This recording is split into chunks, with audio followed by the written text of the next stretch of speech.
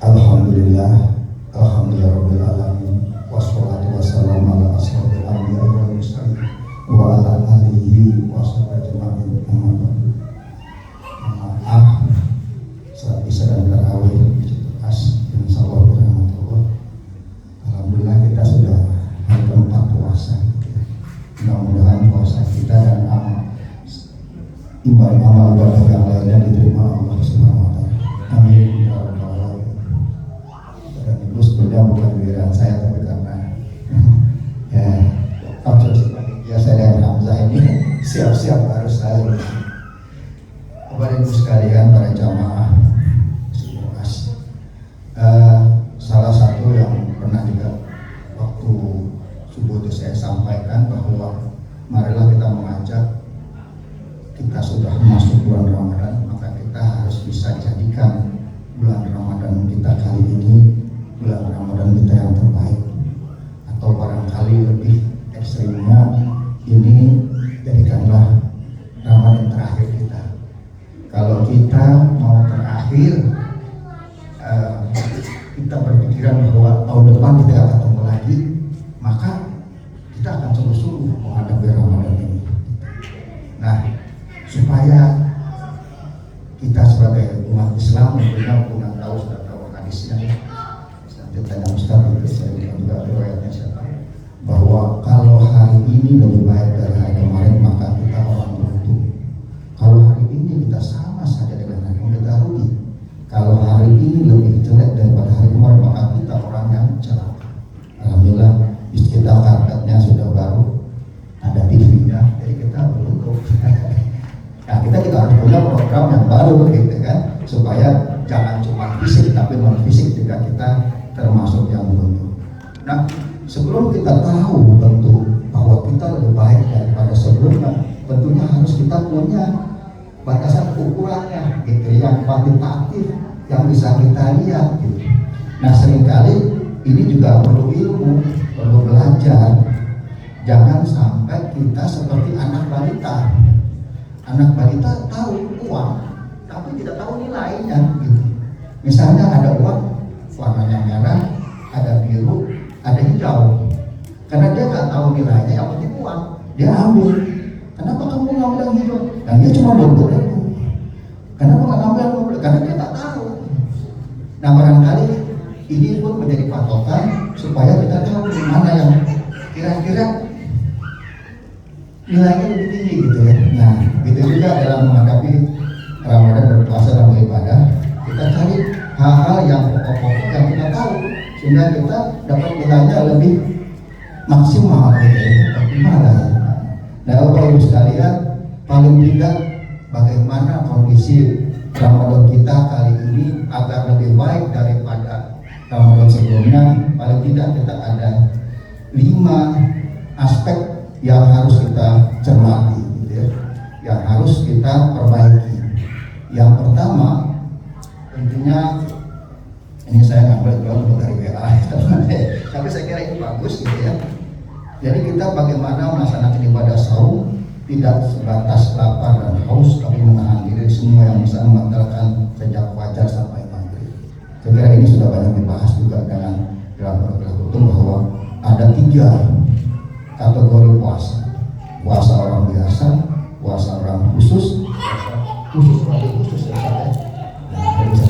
Jadi ini sudah biasa. Jadi janganlah kita cuma mungkin khusus itu mungkin yang tingkatannya udah wali-wali kali, yang ulama-ulama besar. Kalau kita paling nggak khusus lah, jangan seperti orang biasa hanya lapar, haus dan dahaga. Nah, yang berikutnya sebetulnya yang kedua ini menunaikan semua ibadah wajib dan menyempurnakan ibadah sunnah secara konsisten selama Ramadan, siang hari maupun malam. Ambil contoh misalnya aja ibadah wajibnya itu mengenai sholat gitu ya. Yang tadinya cuma sholat wajib, tentu kita juga diikuti dengan sholat sunat. Ya. Nah, di sini juga perlu ilmu gitu ya. Harus ada sholat sunat yang sifatnya sunatnya muakkad gitu ya. Misalnya sebelum subuh, gitu, qobliyah subuh, sebelum dan setelah zuhur, setelah maghrib, setelah isya. Nah, kalau bisa, kalau ini sudah mengangkat, jangan ditinggal, gitu ya. Kalau sunnah-sunnah lain masih bisa, silahkan dilakukan. Nah, tapi jangan sampai sekali sunnah dua wajib dadakan, tapi sunnah mengangkat dilakukan, didapatkan. Nah, masih ada yang saya lihat para jamaah ini agak yang nggak tahu, mudah-mudahan karena dia lalainya kenapa gitu nggak tahu. Tapi misalnya gini, misalnya sholat sunat muakkad, sunat ba'diyah isya itu merupakan sholat muakkad. Ada jamaah yang tidak sholat sunat ba'diyah isya tapi sholat tarawihnya dilakukan. Itu seperti anak kecil, ada uang 20.000, ada 50.000, yang diambil 20.000, yang 50.000 nggak diambil karena dia nggak paham. Sholat isya adalah sunat biasa. Ba'diyah, sunat ba'diyah isya adalah sunat muakkad. Nah, sholat tarawih adalah sunat biasa. Dahulukan yang muakkad ketimbang yang biasa. Nah, banyak hal-hal seperti itu. Begitu juga kalau kita, alhamdulillah di sini kan sholat berjamaah di masjid ya. Jadi ada yang kalau bisa, karena kita mau berjamaah di masjid, kalau bisa sampai di masjidnya jangan sampai ketinggalan takbiratul ihram, gitu ya. Kalau lebih sebelum qomat lebih bagus lagi, atau kalau bisa sebelum azan datang ke masjid lebih bagus, nilainya lebih tinggi karena antara waktu azan sampai iqamah itu waktu dimana mustajab untuk berdoa, dimana kita menunggu waktu itu sampai dengan nilai kita sholat sunnah. Bayangin. Nah, kalau nggak paham ini, nanti aja dia berangkatnya setelah sholat, saya baru berangkat ke masjid gitu kan. Nah, marilah dalam keadaan Ramadan ini kalau kita majukan lagi supaya kita juga tidak hanya ikut berjamaah, tapi cuma dapat istilahnya syukur dapat takbiratul ihram. Nah, kalau nggak dapat takbiratul ihram kita masbuk. Masa setiap tahun masbuk terus gitu ya? Artinya tidak ada peningkatan gitu. Karena peningkatan kalau kita lebih baik kalau kita datang ke masjid tidak lagi masbuk gitu. Ya kalau masbuk sekali-sekali karena kita kan ada keperluan itu masih wajar. Tapi kalau tiap sholat masbuk terus, tinggal aja tunggu qomat baru datang. Nah, itu sama tadi, anak kecil nggak tahu nilainya, yang penting ikut gitu kan. Tapi nilai itu yang tidak kurang dipahami gitu. Yang berikutnya juga mengenai interaksi dengan Al-Quran. Ya kemarin juga di subuh sudah disampaikan bagaimana untuk berinteraksi dengan Al-Quran ini banyak sekali pahalanya, terutama di Ramadan ini. Nah ini nanti barangkali sudah banyak juga dibahas. Artinya satu huruf 10 kebaikan. Kalau interaksinya tambah banyak, tambah lagi kebaikan-kebaikan itu yang didapat. Memang ada juga begini, nanti bisa tanya Satamta ya. Kita kebetulan ada kebutuhan nih. Nah kita kebetulan kan kita tilawah Al-Quran. Mana yang dahulukan? Ngejar target setoran satu juz, satu hari atau 2 juz, atau dengan kultum dulu? Mana yang kita setoran dulu apa kultum dulu? Nah ini tanya Satamta ya, pembahasannya gimana? Nah ini kan padahal kultum juga membahas mungkin Al-Quran, membahas Al-Quran, mungkin membahas Al-Quran sebagai pedoman hidup. Jadi Al-Quran bukan hanya untuk dibaca, tapi dipahami sebagai pedoman hidup. Nah kalau ada misalnya yang isi kultum membahas Al-Quran sebagai pedoman hidup, mana yang penting daripada misalnya saya tilawah aja, saya nggak mau dengerin orang mau kajian suku, mau kajian apa, saya nggak mau dengerin, makanya saya tilawah mengejar setoran gitu. Nah kemarin ada menarik juga, waktu terakhir Ramadan Ustadz Muslim menyampaikan, jadi kalau kita misal satu hari 1 juz atau 2 juz, usahakan kita kalau 1 juz itu kurang lebih 10 kali, kurang lebih 20 halaman ya. Nah usahakan 1 halaman dibaca artinya, karena kembali pesannya bahwa Al-Quran itu pedoman hidup. Kita baca Al-Quran, kalau kita bukan orang Arab nggak ngerti. Jadi kalau kita memang betul, ini bukan masalah salah benar atau enggak, tapi ini mana yang lebih baik. Tingkatan mana yang lebih baik, tadi berkali saya umpamakan antara uang 20 ribuan, warna hijau, uang 50.000, warna biru warna 50.000, 100.000. Nah kita pilih yang 100.000 dong, jangan ambil yang 20.000 gitu kan. Nah, itu kan itu perlu ilmu, harus tahu gitu kan.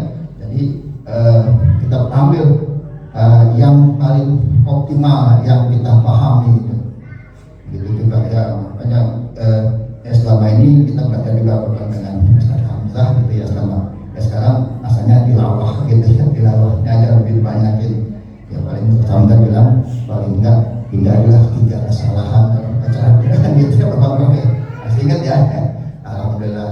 Jangan kalau salah nyebut huruf, jangan yang panjangnya 2 jadi 1 atau 1 jadi 2, terus juga jangan menambah-nambah huruf gitu. Nah ini penting juga kalau kita bicara perpanjangan, ini akan kesalahan semua.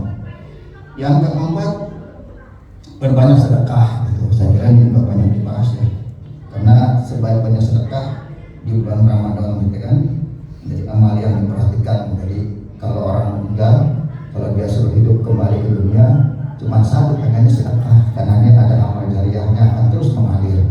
Dan sedekah juga tadi kembali kita harus tahu dulu yang disedekahin itu yang pertama siapa. Ada urut-urutannya. Kepada orang tua, kalau orang tua masih hidup, kita wajib itu nomor 1 gitu kan, kepada orang tua nomor 1, kepada saudara-saudara dekat yang berikutnya nomor 2 gitu. Nanti terus. Nah ini perlu tahu gitu, tadi kembali 100.000, 50.000, atau 20.000 gitu kan. Jangan banyakkan 20.000-nya, tapi yang 100.000 kita tinggalkan. Itu dalam sedekah. Nah yang terakhir, yang kelima adalah bersungguh-sungguh menghidupkan 10 terakhir malam, karena ada malam Lailatul Qadar 10 terakhir di bulan Ramadan. Ini perlu juga kita garis bawahi. Kita tentu sudah tahu bahwa di mana para sahabat menunggu bulan Ramadan itu 6 bulan sebelumnya sudah mempersiapkan diri. Nah di dalam bulan Ramadan 10 terakhir itu ibaratnya pertandingan adalah babak final. Nah dari sekarang, karena kita masih babak penyisihan, mulai kita mempersiapkan untuk babak final. Jangan sampai kita sudah masuk babak final gitu ya, nggak tahu nih, tapi kembali bukannya iktikaf. Jadi iktikaf itu berada di masjid melakukan ibadah gitu ya. Jangan sampai 10 terakhir kita masih tawaf di mall maksudnya. Jadi usahakan kalau kita mau mempersiapkan hari raya sekarang, persiapkan sekarang gitu. Persiapkan, misal mau beli baju boleh-boleh aja, mau siapkan makan boleh-boleh. Tahu kan sekarang, jangan 10 hari terakhir. Ini orang tunggu-tunggu malah sibuk ngurusin dunia ya, malah kita lihat terawihnya malah kosong gitu. Nah apalagi mohon maaf teman-teman yang biasa mudik, bisa nggak kalau bisa mudiknya dimundurin setelah sholat id? Karena kita menghormati yang 10 bulan ini sangat sayang sekali kalau kita nggak optimalkan di sini. Bisa nggak diatur? Kalau kita pengen hari ini lebih baik dari ini, kalau kita pengen Ramadan kali ini lebih baik dari tahun kemarin, coba pikirkan, bisa nggak sih? Kalau kita jangan mudik dulu deh, mudiknya nanti setelah sholat id kita baru mudik. Sudah selesai semua. Jangan belanja itu belanja sekarang aja. Nanti 10 terakhir kita nggak usah belanja, kita udah iktikaf aja, pokoknya mau zikir mau apa terserah. Ya walaupun mungkin iktikafnya tidak 24 jam di masjid masih nggak apa-apa, tapi kita jangan sibuk karena ingin menyambut seolah-olah hari raya, padahal harinya biasa saja. Sebenarnya kalau di negara-negara di Arab barangkali yang hari raya itu Idul Adha ya, kalau Idul Fitri katanya biasa aja, nggak ada spesial gitu ya.